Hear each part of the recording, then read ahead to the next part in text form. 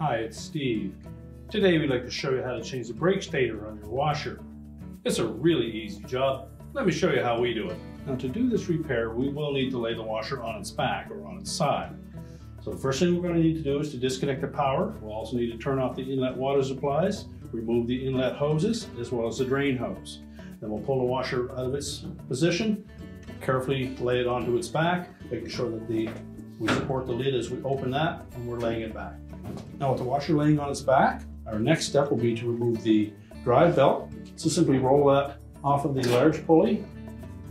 And where the belt wraps around the motor pulley, it may want to pull that into the cabinet, so just lift up on the motor. Set the belt aside. Next, we'll take off this dust cover on the drive pulley. Simply squeeze on it and pull it off.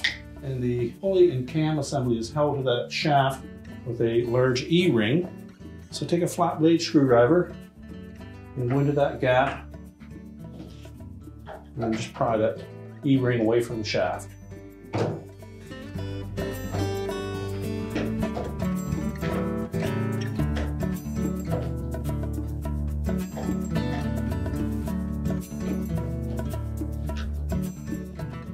Next would be a large washer. Just lift that off. The cam is beneath that. If you pull the pulley away from the shaft, the cam will come with it. You'll also find a spring washer and a two-piece thrust bearing on most of these models at the hub of that brake rotor. So you can leave those right on the shaft. Now, newer versions will have a one-piece thrust bearing assembly, so yours may be different than this particular model, but the disassembly procedure for replacing that brake stator is the same. Now, if you're fortunate enough to have the brake removal tool, you would slide that over the lower shaft, slide the U-pin in place, and then tighten the bolt to release the tension of the brake spring. If you don't have access to that tool, we simply need to replace 3 of these brake screws with a longer version. You can pick these up at a local hardware store. So we'll begin by removing 3 of those screws in a triangular shape.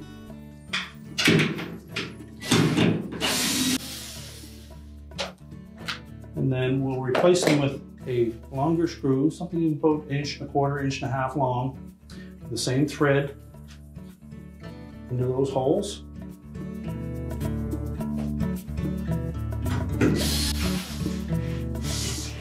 There's a heavy spring between the brake stator and the brake rotor, something in the order of about 200 pounds of pressure. So we don't want to take all of those screws out at the same time. By doing this method, we can slowly release the longer screws, which will release the pressure of that spring a little more gently. So once the long screws are in place, we'll take the remainder of the short ones out.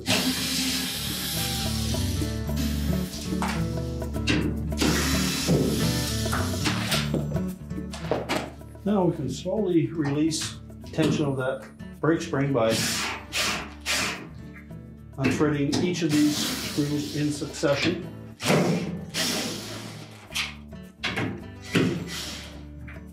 At one point, that brake stator may come up against the bottom of the opening in that base frame. You'll need to lift up on the top of the tub just enough that it will tilt that whole assembly enough for it to come out through from the bottom. So just loosen that bottom screw a little bit. Then either lift up on the front of the tub or back at the base of the transmission.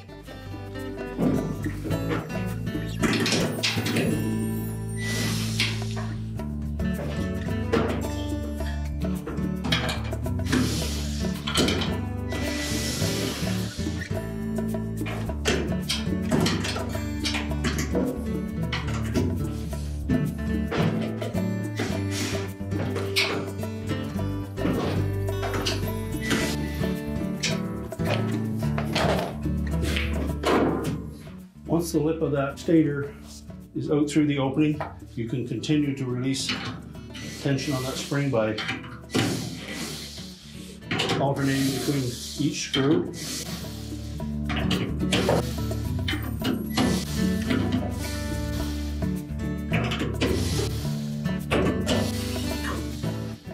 Now once the tension is off of the spring, you can remove the rest of the screws.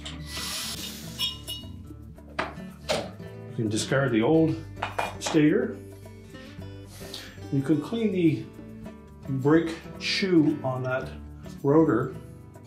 Just don't use any type of lubricant. If you wash it with a brake wash or something like that, make sure that you dry it completely afterwards. This is a dry brake system on this style of washer. You can clean off any debris. Take the new brake stator, center it on that brake rotor, and then line up one of the screw holes.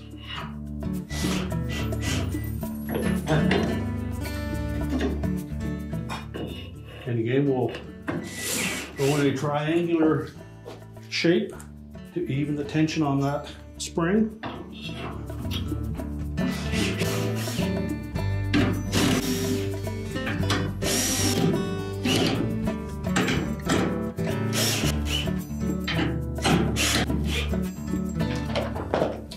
Once we get close to having that brake stator come up against the base frame, you may want to lift up on that tub to help center it a bit as you tighten those screws the rest of the way.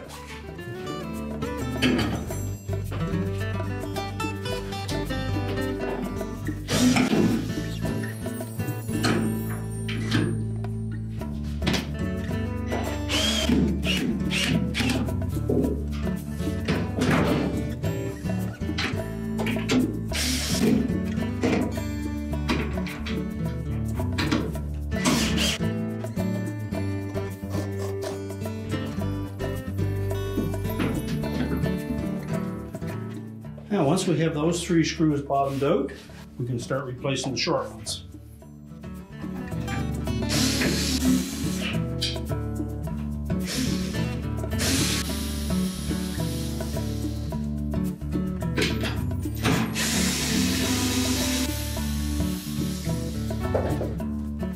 And replace them with the short ones.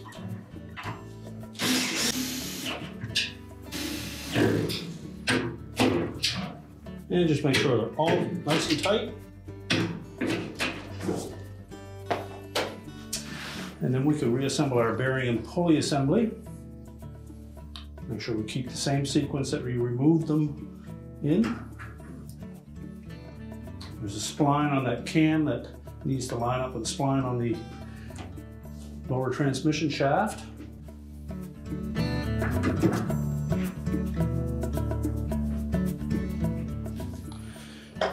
Now you'll probably find that that shaft is pushed into the transmission just slightly. So just take a small flat blade screwdriver, fit it into that groove on that shaft, and pry the shaft outward towards you. And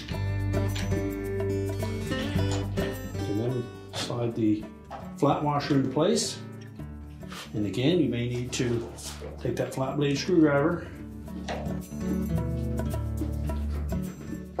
just hold that pulley tight against the brake while pulling outward on the shaft, and then we can fit the E-ring in place. So slide the leading edge of that E-ring into that groove. While holding it in place, we'll take a pair of pliers and then we'll squeeze that E-ring right onto the shaft.